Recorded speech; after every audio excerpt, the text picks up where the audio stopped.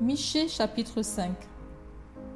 Et toi, Bethléem Ephrata, petite entre les milliers de Juda, de toi sortira pour moi celui qui dominera sur Israël et dont l'origine remonte aux temps anciens, aux jours de l'éternité. C'est pourquoi il les livrera jusqu'au temps où enfantera celle qui doit enfanter, et le reste de ses frères reviendra auprès des enfants d'Israël. Il te présentera, et il gouvernera avec la force de l'Éternel, avec la majesté du nom de l'Éternel, son Dieu. Et ils auront une demeure assurée, car il sera glorifié jusqu'aux extrémités de la terre. C'est lui qui ramènera la paix. Lorsque l'Assyrien viendra dans notre pays et qu'il pénétrera dans nos palais, nous ferons lever contre lui 7 pasteurs et 8 princes du peuple.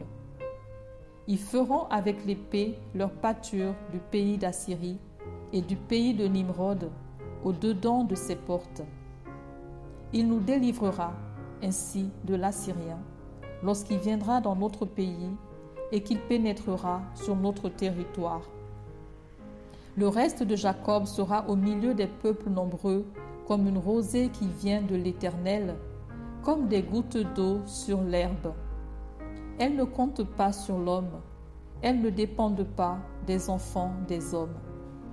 Le reste de Jacob sera parmi les nations, au milieu des peuples nombreux, comme un lion parmi les bêtes de la forêt, comme un lionceau parmi les troupeaux de brebis.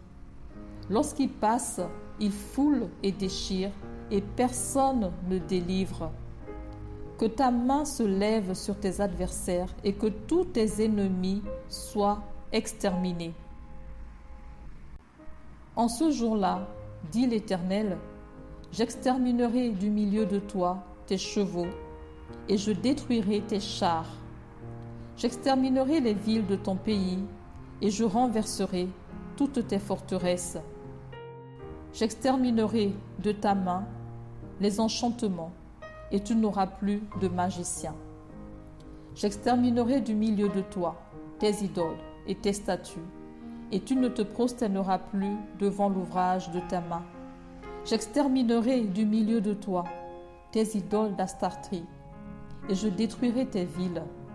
J'exercerai ma vengeance avec colère, avec fureur, sur les nations qui n'ont pas écouté.